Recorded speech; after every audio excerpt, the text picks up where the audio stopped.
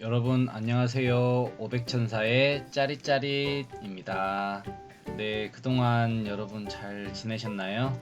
오늘은 전기 메인 분전반의 외관 점검, 즉 눈으로 육안으로 봤을 때 문제가 있는지를 좀 확인을 어떻게 하는지에 대해서 잠깐 이야기하는 시간을 드리려고 합니다.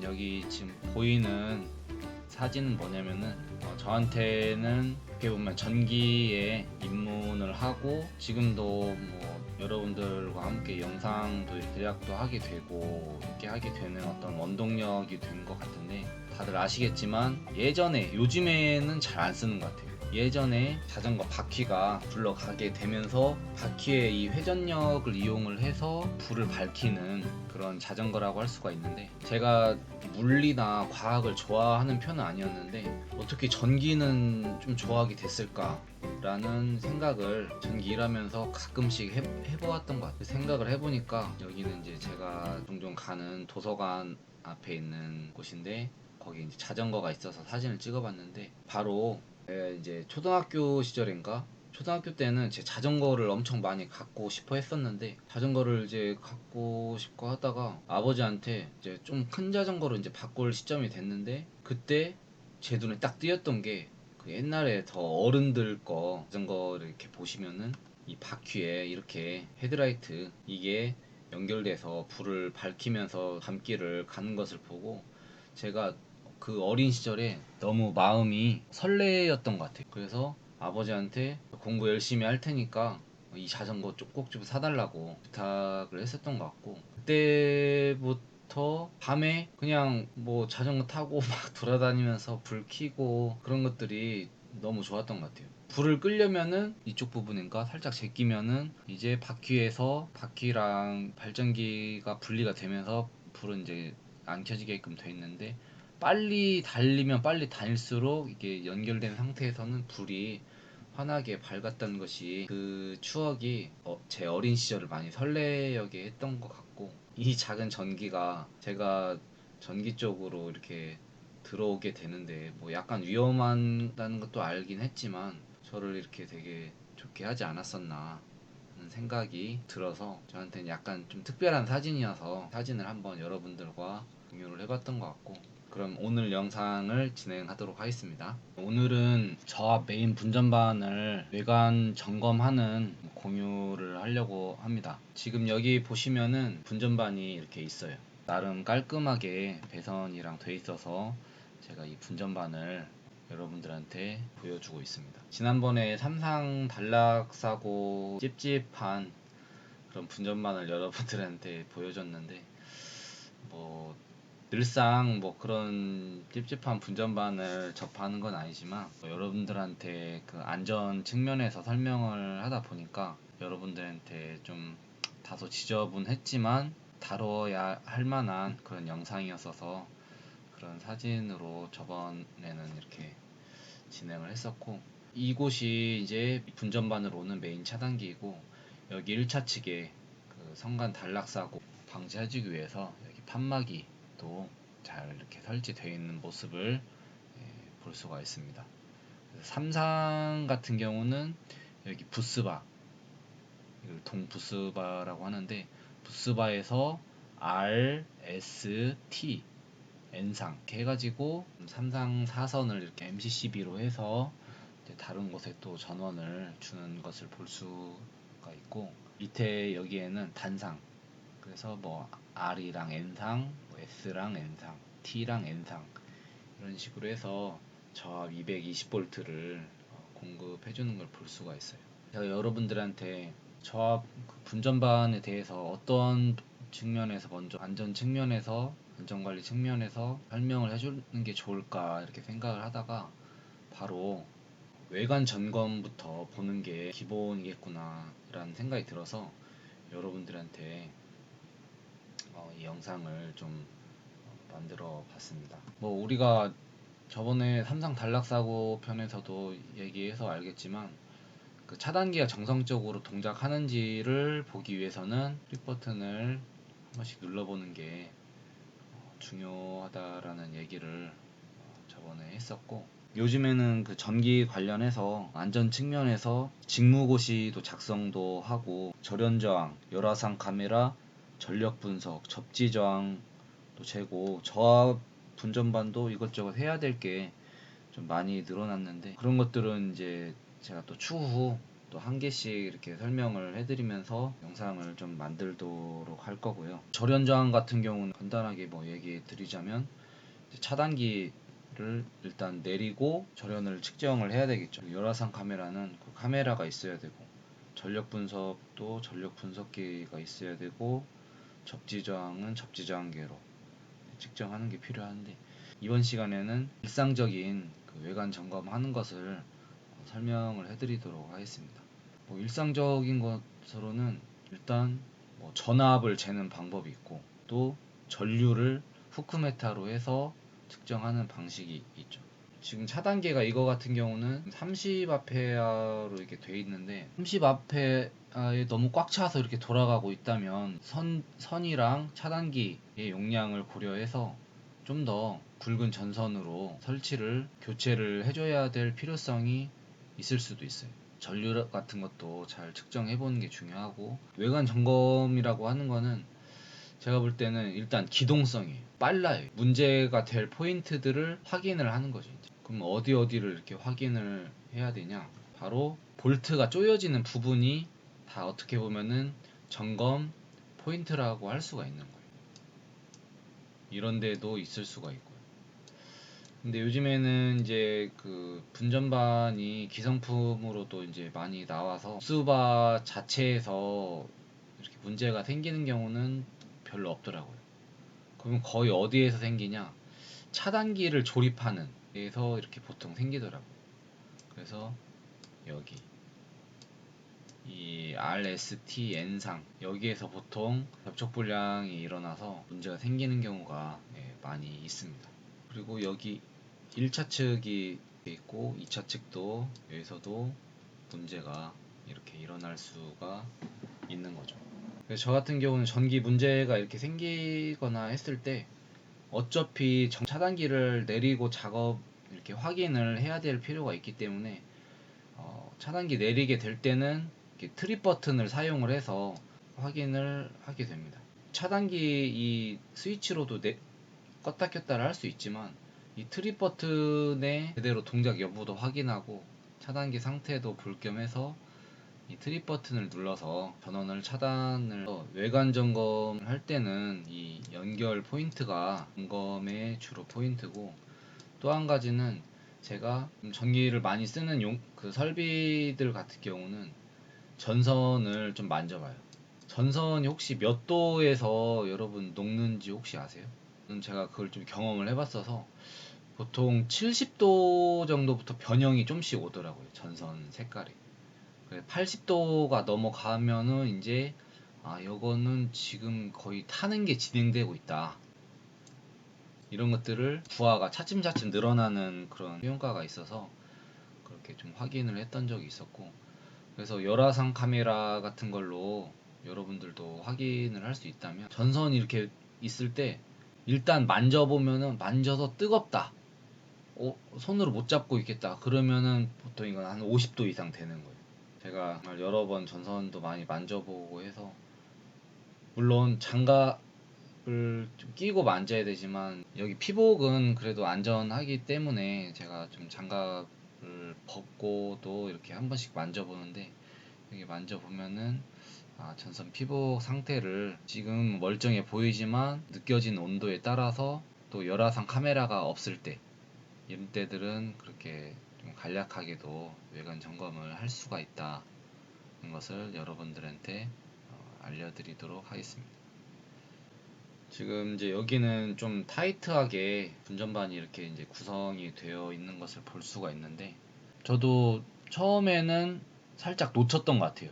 유관 점검이랑 하고 부하 2차 측에서 보통 발열이 많이 된 편이어서 별 이상이 없다 싶었는데, 어느 날 보니까 지금 이쪽에 시커멓게 타들어간 흔적이, 부스바를 감싸고 있는 테이핑 했던 곳이 좀 탄 흔적이 보이는 거예요. 내가 못 봤었구나, 이렇게 생각을 해서 이제 조치를 취해서 이 위쪽으로 제가 그 스페어 차단기가 있어서 좀 올려줘서 여기를 사용을 안 했는데, 그때 이거 왜 떼버리던지 어떻게 하던지 왜 그냥 놔두셨냐고 이렇게 또 여러분들이 물어보실 수가 있잖아요. 왜 그랬냐면은 사용하지 말라고 이렇게 표시를 해놨던 것 같은데, 이게 지금 여기에 이제 볼트가 있잖아요. 이제 좀 확대해서 좀 볼게요. 지금 이것을 좀 확대해서 본 건데, 지금 여기를 보시면은 지금 타 들어간 흔적이 이렇게 보이고 있어요. 지금 여기가 이제 RST면은 T상이랑 N상, 단상 이제 차단기인데, 여기 N상 이쪽 부분에서 지금 과열이 됐어서 여기 볼트가 먹었더라고 이게. 그래서 저는 그때 당시는 이게 좀 살짝 돌아가긴 해서 꽉 한번 조이는 것으로 제가 그냥 맞췄던 것 같아요. 아, 이제 잘 됐구나 이렇게 했는데, 제가 이제 좀 더 지나서 보니까 이 지금 이 외관 상태가 타는 게 더 진행이 됐던 거예요 이게. 이거 뭐지? 이렇게 하면서 제가 곰곰이 생각을 해봤어요. 그때 제가 취했던 볼트를 한번 더 조였던 것으로는 조치가 이게 끝난 게 아닌가? 라는 그런 생각이 들더라고요. 그래서 조치를 취하기 위해서 스페어 차단기로 위에 걸로 이제 옮기고, 이제 여기는 이제 사용 못하게 이렇게 했는데, 확인을 해보니까 이미 제가 조일 때 당시에 이 볼트가 이미 타버린 거죠 이제. 볼트가 타서 이쪽 부분이 손상이 돼서 열을 먹으니까 차단기 내 그 탭과 그 사이가 이제 쪄들어 버렸다고 해야 되나? 녹아서 볼트가 타서 붙어버린 거예요 이게. 그래서 제가 십자 드라이버로 세게 조였지만 이미 조여질 수가 없었던 상황인 거죠. 그 상황에서는 그 접촉 불량 상태가 더 진행될 수밖에 없어서 여기가 좀 더 이렇게 탔었던 거죠. 여기 같은 경우는 저압이어서 제가 월 1회 점검을 했었던 건데, 몇 달 있다가 제가 발견을 또 했던 것 같아요. 제가 매번 똑같은 분전반을 점검하는 게 아니라 돌아가면서 하다 보니까, 그래서 저 이때 경험 이제 느꼈죠 이제. 이렇게 한번 타서 먹어 들어가면은 이거는 이제 조이는 건 의미가 없구나. 그것을 제가 그때 깨닫게 돼서, 여기 말고 또 다른 곳이 있었는데 거기도 제가 약간 그런 오해를 했어서 차단기를 교체를 했었죠. 거기 사례도 한번 보도록 할게요. 지금 여기 보시면은 여기는 이제 차단기 자체까지 이제 녹지는 않았었는데, 그래도 여기 보니까 볼트 색깔이 이미 다른 거랑 비교해 봤을 때 많이 좀 다르죠. 여기도 좀 탄 흔적이 보였었고 이쪽도 좀 탄 흔적이 보였었어요. 차단기를 처음에 달았을 때 당시에 꽉 조여지지 않아서 이런 접촉 불량 문제가 일어났을 수도 있는 거죠.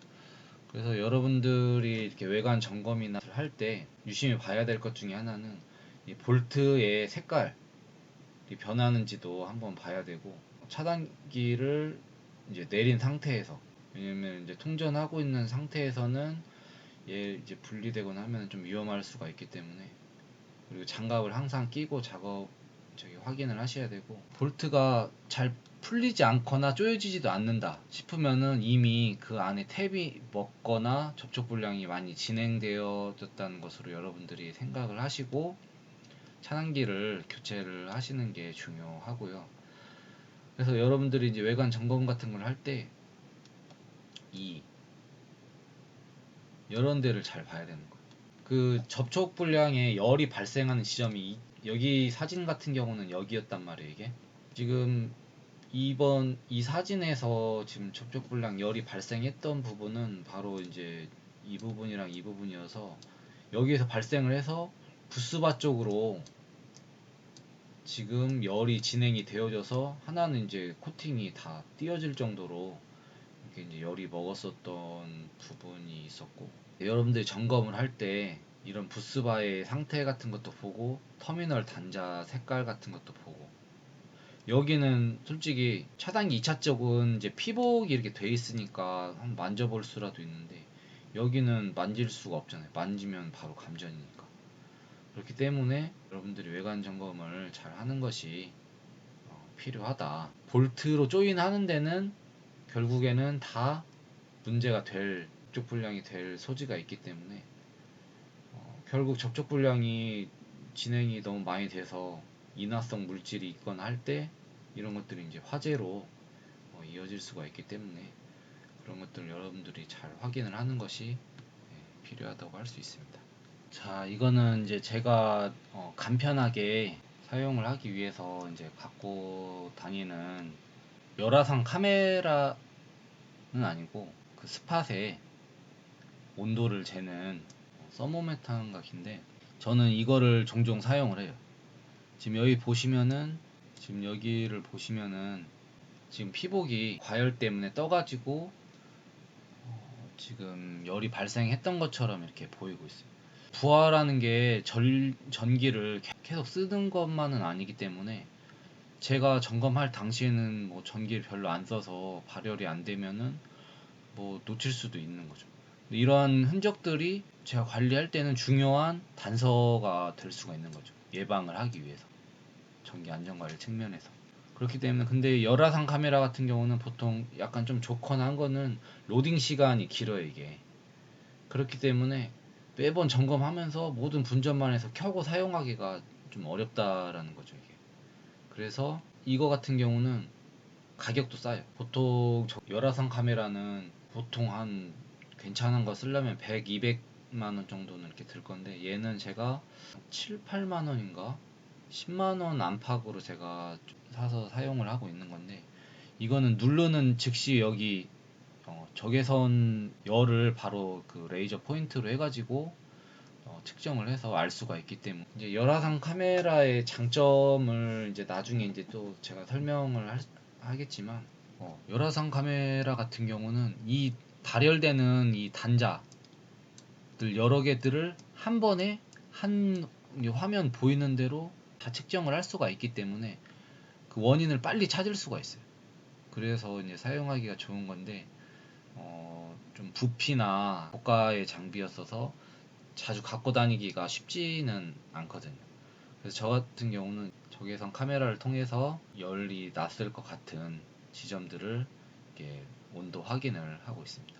그래서 보통 삼상 비교 방식을 쓰는데 삼상의 온도가 균일한지를 확인을 함으로써 이 부하가 지금 불평형률도 좀 볼 수가 있고 과열이 발생은 하진 않는지 이런 것들을 확인을 할 수가 있습니다. 저압의 그 외관 점검하는 거는 제가 오늘 다 얘기했다고 보기는 어렵지만 보통 이 정도 하시면은 보통 제가 일상적으로 하는 외관 점검에 대해서는 좀 다 했다고 설명드릴 수 있을 것 같아요. 제 구독자들께서 전기 쪽에서 완전 전기 안전관리 쪽으로 일을 지금 처음 배우시는 분들도 있겠지만 그렇지 않고 그냥 뭐 상가의 관리인이거나 사장님, 뭐 건물주분들도 계실 텐데 전기 안전관리자가 있는 데도 있고 없는 데도 있을 거예요. 특히나 없는 데 같은 경우에는 이렇게 분전반도 한 번씩 열어보셔서 잘 확인을 해보셨으면 좋겠어요. 제가 여러 이제 사고 사례를 이제 많이 보게 되는데 좀 심한 데는 이런 여기에서 밤에 보니까 빨갛게 단락 사고 나인데 그 접촉 불량 때문에 빨갛게 동이 시뻘겋게 용광로처럼 이렇게 타고 있는 것을 본 적도 있거든요. 그렇기 때문에 외관 점검이 상당히 중요하고 그 외관 점검만으로도 어떤 전기로 인한 화재나 이런 것들도 예방을 할 수가 있기 때문에 외관 점검을 잘 하셔서 여러분들의 시설물과 전기 안전을 잘 유지할 수 있도록 하셨으면 좋겠습니다. 그럼 오늘은 여기까지 하고 마치도록 하겠습니다. 500천사의 짜릿짜릿 좋아요와 구독을 눌러주세요.